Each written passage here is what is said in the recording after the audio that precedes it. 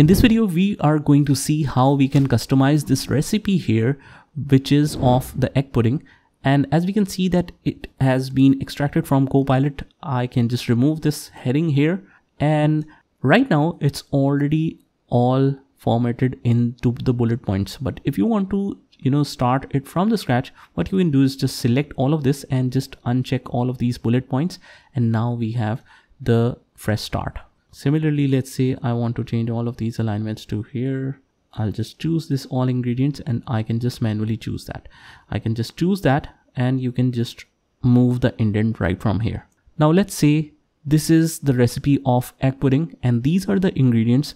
But what we want to do here in the ingredients, we want to be specified it as the bullet points. So I'll just select all of this text and then on the home tab, we have the bullet point right here.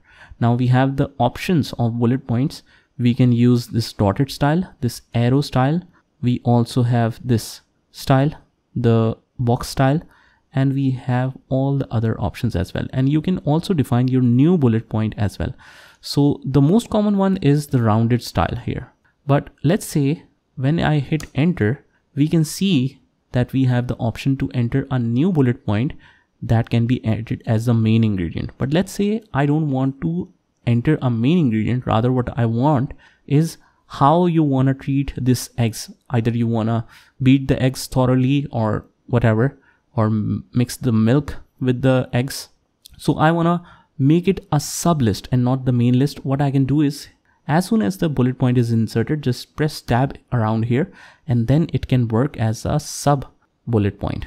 And now I can write, let's say, mix all eggs well until it creates foam, let's say, something like that.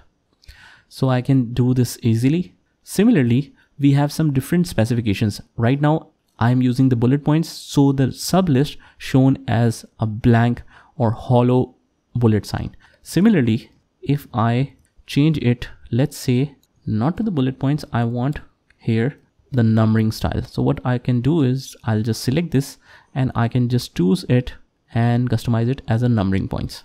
Now, if I want a sub list, let's see how that one will appear. Let's say I press enter and I don't want to add it as a main ingredient. Rather, I want a sub list. So I'll press tab and now we can see that we have the bullet point here. But if we want to customize that, let's say on ABC in the numbering series, you can change it like this.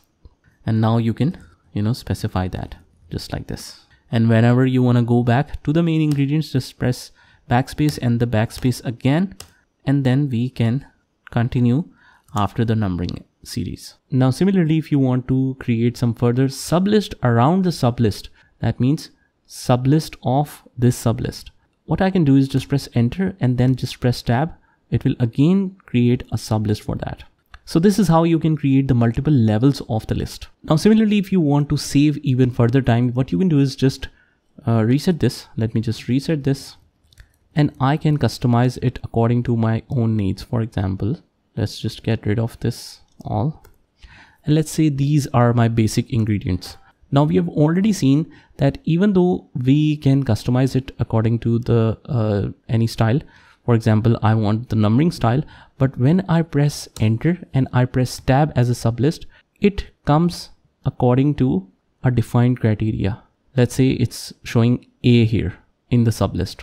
What I can do is I can just specify that by default it should be numbering, and whenever I press enter and press tab here, it should not show it as A, rather it should show it as bullet points. So we don't have to change it over and over again. What you can do is just define the multiple level list formatting, and that can help you to save a lot of time. Let me show you how it is done.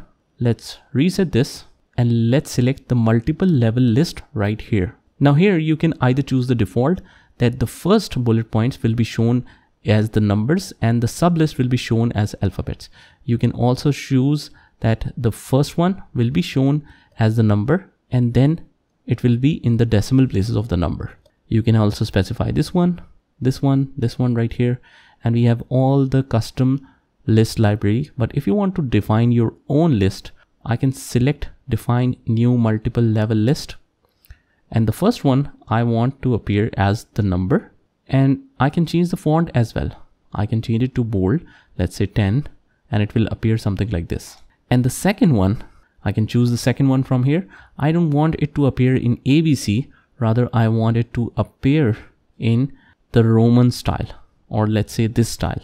And then I will choose the formatting, and let's say I want it to be colored in red, let's say, and it should be 9, and the writing style should be Algerian. So okay, this is underline color, this is the font color. Let's say I want this one.